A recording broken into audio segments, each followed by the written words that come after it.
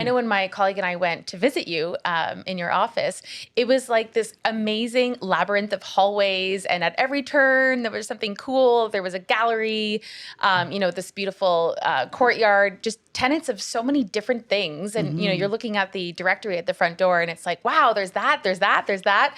Can you talk to us a little bit about the tenant mix at 401 Richmond? You've had some very eclectic and eccentric tenants over the years. Just any fun stories to share on that regard? Sure. Well, we started with the building was about 30% occupied. It wasn't terrifically fascinating. There were a couple artists, but largely it was being used as storage space for retail spaces in Yorkville or downtown restaurants. So it was pretty boring, and the doors were all locked and all of that. So we set about to fill it fully because we could not afford to run the building unless it was fully occupied.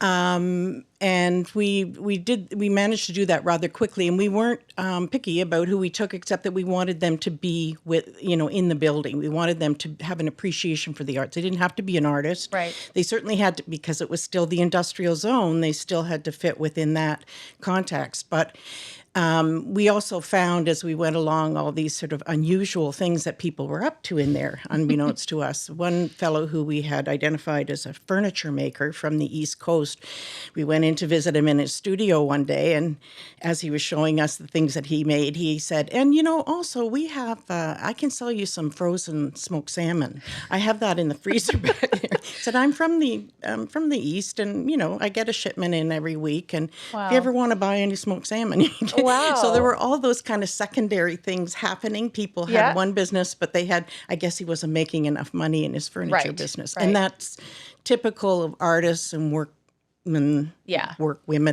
that it's hard to make a profession out of, hard to make money, and therefore they have alternative sources of income. They were the original side hustlers. Yes, absolutely.